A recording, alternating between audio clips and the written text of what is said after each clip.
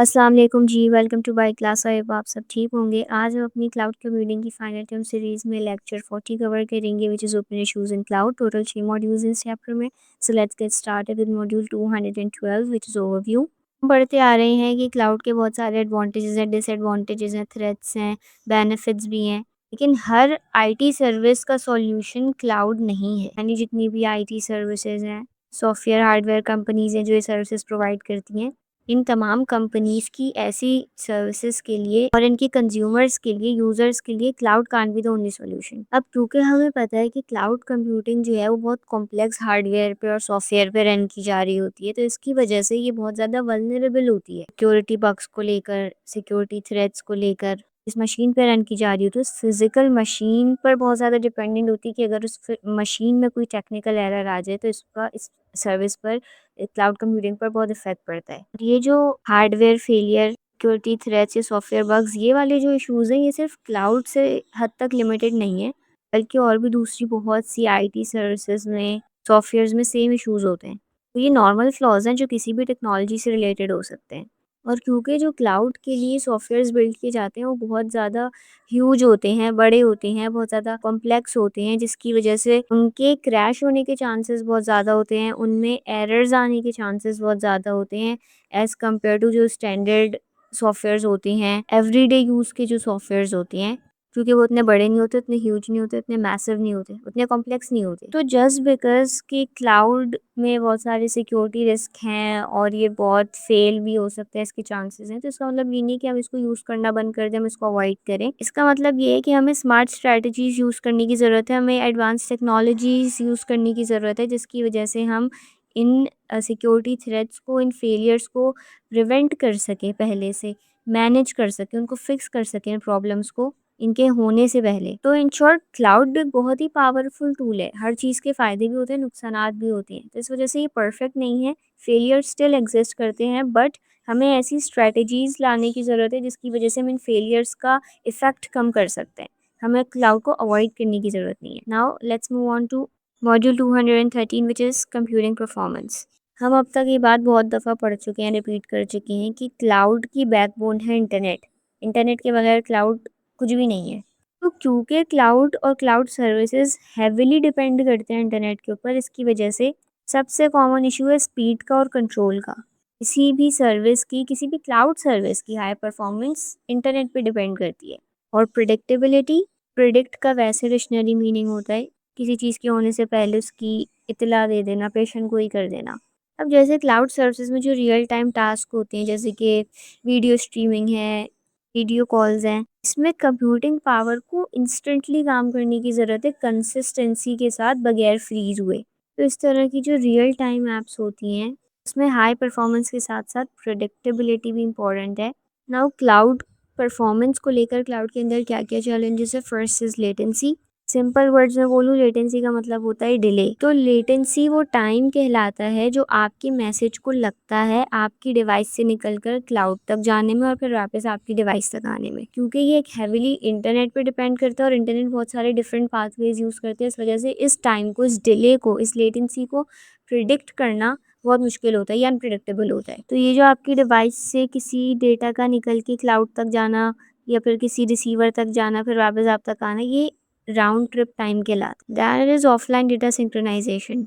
For example, आपने अपने laptop पे एक फ़ाइल में कुछ एडिट्स किए, कुछ अपडेट्स किए जब जब आप ऑफलाइन थे, तो उसके बाद जब आप ऑनलाइन होंगे तो आपकी उस फाइल, उस एडिटेड फाइल में जितने भी आपने एडिट्स किए हैं उसको क्लाउड वर्जन में अपडेट करना जिससे वो परफेक्टली मैच करे, ये बहुत ज़्यादा ट्रिकी होता है। बहुत ज़्यादा स्मार्ट ट्रैकिंग की ज़रूरत है, कहीं जो न्यू चेंजेस किए हैं आपने वो ओवरराइट ना हो जाएं। इसलिए जब आप ऑनलाइन किसी फाइल पर काम कर रहे होते हैं तो आपके अपडेट्स ऑटोमेटिकली अपडेट होते रहते हैं, और अगर आपकी टीम में और भी लोग मौजूद हैं और उनके पास सेम फाइल मौजूद है तो वो अपडेट्स उनके पास रियल टाइम में शो हो रहे होते हैं। बट अगर आप यही काम ऑफलाइन बैठ के कर रहे हैं तो इंटरनेट कनेक्शन रिज्यूम होने के बाद अपडेट्स को ट्रैक करना बहुत ज़्यादा ट्रिकी होता है। Then it is scalable programming. Cloud computing का सबसे बड़ा बेनिफिट क्या है कि ये अपने यूज़र्स को अनलिमिटेड स्पेस और पावर प्रोवाइड करती है, और अपनी ज़रूरत के हिसाब से आप बाद में इसको इंक्रीज़ या डिक्रीज़ भी कर सकते हैं।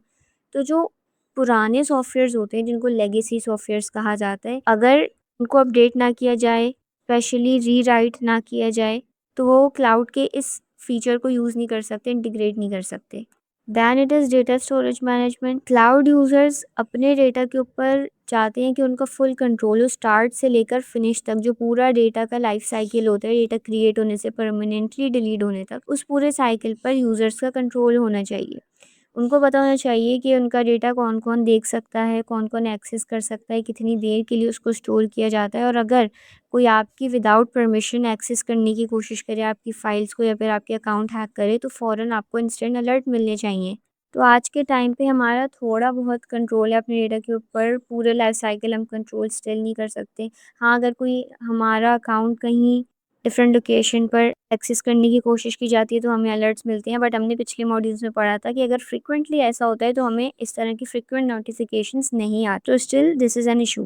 तो इस मॉड्यूल में 4 हमने इश्यूज डिस्कस किए हैं। लेटेंसी यानी डिले, सिंक्रोनाइजेशन यानी ऑफलाइन डेट्स को ऑनलाइन फाइल्स में अपडेट करना, स्केलेबिलिटी पुराने सॉफ्टवेयर्स को रीडिज़ाइन करना ताकि वो इस फीचर को यूज़ कर सकें, and storage control. Now let's move on to module 214 which is cloud reliability. तो reliability का मतलब होता है ये मेजर करना कि आपका सिस्टम परफेक्टली कितनी देर काम कर सकता है बगैर क्रैश हुए या फेल हुए, यानी कितने स्पेसिफिक पीरियड ऑफ टाइम के लिए वो परफेक्टली कॉन्स्टेंटली काम कर सकता है। तो ये एक इशू, ओपन इशू इसलिए है क्योंकि क्लाउड के अंदर एक flawless constant reliable cloud computing में सर्विस प्रोवाइड करना बहुत ज़्यादा मुश्किल है, अगेन हार्डवेयर फेलियर्स की वजह से, इंटरनेट कनेक्टिविटी की वजह से।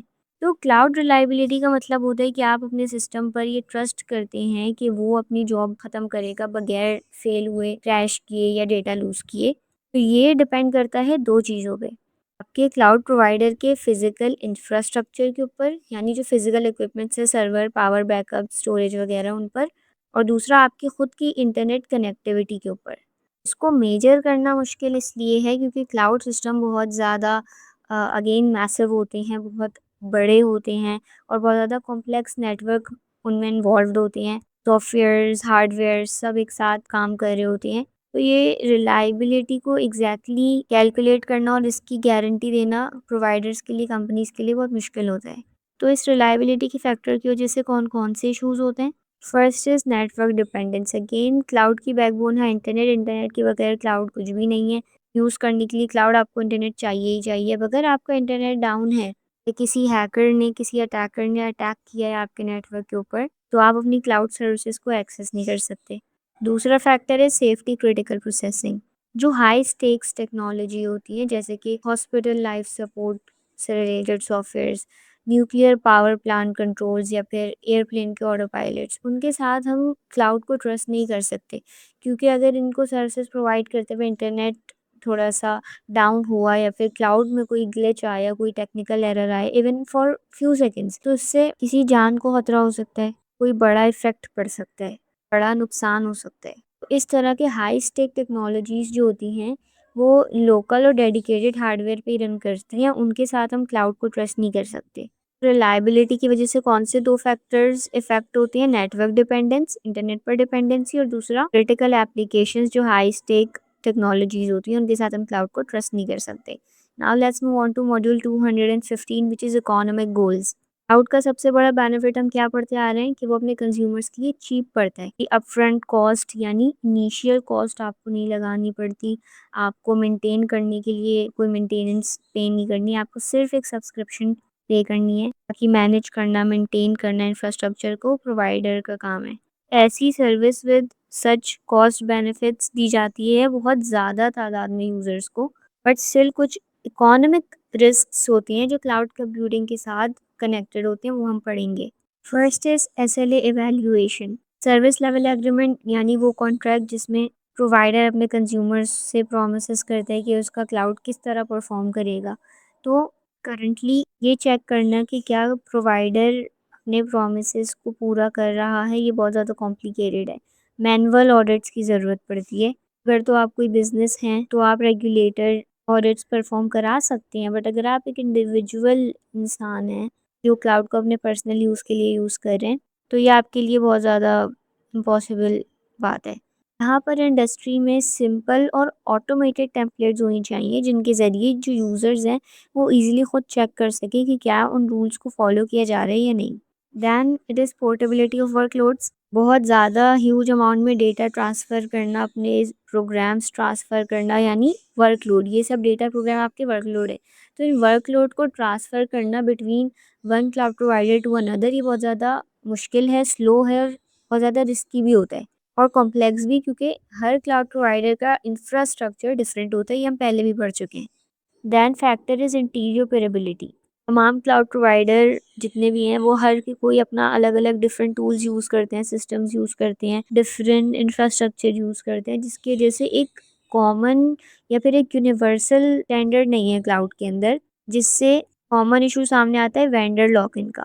मतलब एक दफ़ा आपने कोई एक कंपनी चूज़ कर ली जैसे कि अमेज़न वेब सर्विस, माइक्रोसॉफ्ट एज़ोर या फिर गूगल क्लाउड, उसके बाद आपके लिए बहुत ज़्यादा मुश्किल हो जाता है और एक्सपेंसिव हो जाता है स्विच करना किसी दूसरे प्रोवाइडर के ऊपर। Then next issue is disaster recovery.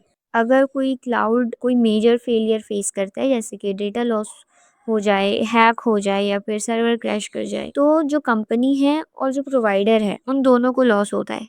ऐसी सिचुएशन से डील करने के लिए क्लियर बैकअप्स होने चाहिए, रिकवरी प्लान्स होने चाहिए ताकि फेलियर से ईज़िली रिकवर किया जा सके कम से कम टाइम में, चाहे वो कोई हार्डवेयर डिज़ास्टर हो या सॉफ्टवेयर डिज़ास्टर।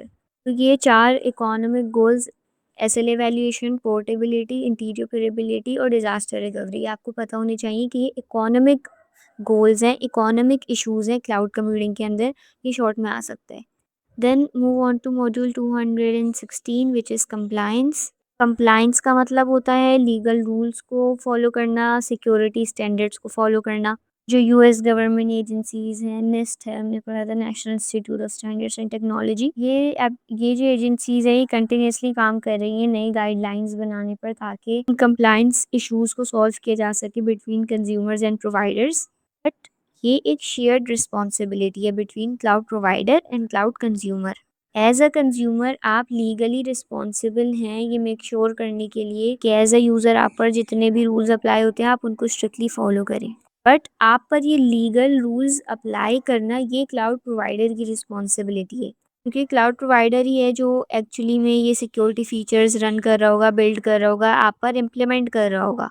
इस कंप्लाइंस के फैक्टर की वजह से कौन-कौन से इश्यूज़ होते हैं? First is lack of visibility, क्योंकि जितना भी क्लाउड इंफ्रास्ट्रक्चर है, हार्डवेयर है, वो प्रोवाइडर की रिस्पॉन्सिबिलिटी है, प्रोवाइडर ओन करता है। कंज्यूमर जो है वो नहीं देख सकता बिहाइंड द सीन्स कि क्या-क्या सिक्योरिटी स्टेप्स हैं, कैसे-कैसे सिक्योरिटी पॉलिसीज़ को फॉलो किया जाता है, आपका डेटा कैसे हैंडल किया जाता है। वो तमाम प्रोसेसिंग कंज्यूमर के लिए ट्रांसपेरेंट नहीं है। कंज्यूमर्स प्रोवाइडर से डिमांड कर सकते हैं कि वो इस तरह के मॉनिटरिंग टूल्स प्रोवाइड करें कंज्यूमर्स को, जिससे वो अपने डेटा की प्रोसेसिंग ट्रैक कर सकें। तो लैक ऑफ विजिबिलिटी मतलब यूज़र्स के लिए इस पूरी डेटा प्रोसेसिंग का ट्रांसपेरेंट ना होना, उनको पता ना होना बिहाइंड द सीन्स।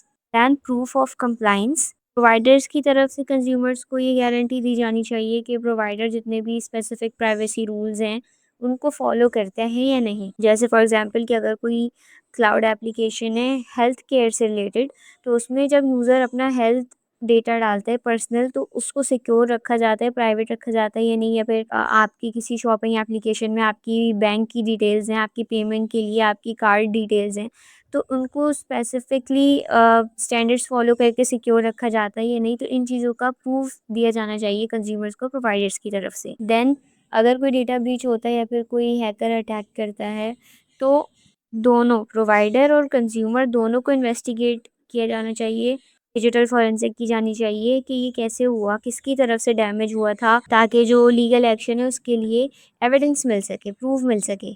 तो जो सैस एप्लीकेशन होती है, सॉफ्टवेयर एज़ अ सर्विस जैसे वेब ऐप वगैरह, तो उसके लिए प्रोवाइडर हैंडल करता है ये फोरेंसिक्स यानी इन्वेस्टिगेशन। और जो इंफ्रास्ट्रक्चर एज़ अ सर्विस होता है, जैसे कि आपने कोई वर्चुअल सर्वर्स रेंट किए हैं, तो उसमें कंज्यूमर ही हैंडल करता है फोरेंसिक्स, क्योंकि सॉफ्टवेयर एज़ अ सर्विस में सबसे ज़्यादा कंट्रोल प्रोवाइडर के पास होता है और इंफ्रास्ट्रक्चर एज़ अ सर्विस में सबसे ज़्यादा कंट्रोल कंज्यूमर के पास होता है। तो लीगल एक्शंस की, लीगल रूल्स की, स्टैंडर्ड्स की कंप्लायंस ये एक शेयर्ड रिस्पॉन्सिबिलिटी होती है बिटवीन प्रोवाइडर एंड कंज्यूमर, जिसकी वजह से ये एक शेयर्ड रिस्पॉन्सिबिलिटी प्रॉब्लम है। Now last module of this chapter, module 217 which is information security. हमने पिछले मॉड्यूल्स में पढ़ा था CIA ट्राइएड, तीन चीज़ें होती हैं, C for confidentiality, I for integrity and A for availability. Confidentiality मतलब आपके डेटा को प्राइवेट रखा जाए, कॉन्फिडेंशियल रखा जाए। इंटेग्रिटी मतलब उसमें कोई मॉडिफिकेशन नहीं की जाए, आप जिस हालत में डेटा स्टोर करें उसी हालत में वो रखा जाए, उसमें कोई चेंजेस ना की जाए। अवेलेबिलिटी मतलब जब जब आप उसको एक्सेस करने की कोशिश करें तो वो आपके लिए अवेलेबल हो।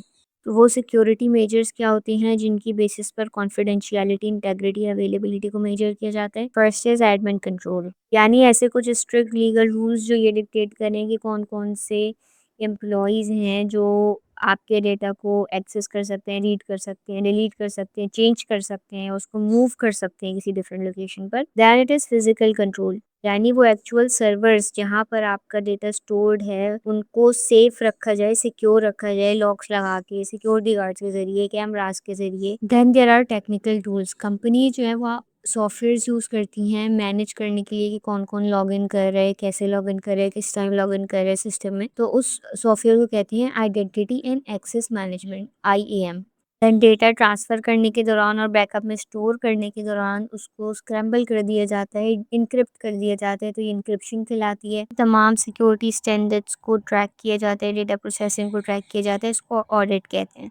तो डिफरेंट तरह के क्लाउड मॉडल्स में डिफरेंट तरह के रिस्क्स होते हैं, जैसे कि जो पब्लिक क्लाउड है, गूगल ड्राइव एक पब्लिक क्लाउड है, और जो प्राइवेट क्लाउड्स होते हैं जो सिर्फ कोई एक कंपनी यूज़ करती है, तो उनमें दोनों में डिफरेंट तरह के सिक्योरिटी थ्रेट्स होते हैं। सबसे पहले तो इसके लिए जो क्लाउड प्रोवाइडर्स होते हैं वो आपके डेटा को दूसरे कस्टमर्स के डेटा से अलग रखते हैं, यानी तमाम यूजर्स को, कस्टमर्स को आपस में आइसोलेटेड रखते हैं। तो ये काम लॉजिकली भी कर सकते हैं, जैसे एक शेयर्ड फाइल्स के कैबिनेट में आपने हर कस्टमर की फाइल अलग अलग सेपरेट करके रखी है, एग्जाम्पल दे रही हूँ। और फिजिकली भी सेपरेट कर सकती हैं, जैसे कि आप हर कस्टमर के लिए entirely different hard drive use करें, हर कस्टमर के लिए डिफरेंट हार्डवेयर यूज़ करें ताकि उनका डेटा आपस में सेपरेटेड रहे। तो यूजुअली लॉजिकल सेपरेशन की जाती है क्योंकि वो शेयर्ड होती है, इस वजह से चीप होती है। बाकी जो फिजिकल सेपरेशन होती है वो बहुत ज़्यादा एक्सपेंसिव पड़ रही है कि अगर आप हर कस्टमर के लिए अलग अलग हार्ड ड्राइव्स यानी अलग अलग हार्डवेयर्स यूज़ कर रहे होंगे तो हर कस्टमर के लिए इस तरह से ये बहुत ज़्यादा एक्सपेंसिव पड़ जाता है। Then according to NIST, cloud companies को चाहिए कि वो अपने क्लाइंट्स को, अपने कस्टमर्स को ऐसे टूल प्रोवाइड करें, ऐसे सॉफ्टवेयर मैकेनिज्म प्रोवाइड करें जिससे जो यूजर्स हैं वो मॉनिटर कर सकें, अपने डेटा प्रोसेसिंग को ट्रैक कर सकें और ये प्रूफ कर सके कि उनका डेटा जो है वो सेफ है और लीगली कंप्लाइंट है प्रोवाइडर की तरफ से। तो इंफॉर्मेशन सिक्योरिटी में तीन मेन फैक्टर्स होती हैं जो कि CIA ट्राइड में इंक्लूडेड है, कॉन्फिडेंशियलिटी, इंटेग्रिटी और अवेलेबिलिटी। और तीन सिक्योरिटी मेजर्स होते हैं, एडमिनिस्ट्रेशन कंट्रोल्स, फिजिकल कंट्रोल्स और टेक्निकल कंट्रोल्स। यहाँ पर हमारा ये मॉड्यूल खत्म हुआ, 6 मॉड्यूल्स थे टोटल इस चैप्टर में। अगर कोई क्वेश्चन या फीडबैक हो तो कमेंट डाउन बिलो, वीडियो को लाइक करें, चैनल को सब्सक्राइब करें, अपने फ्रेंड्स के साथ शेयर करें। And till the next video, अल्लाह हाफिज़।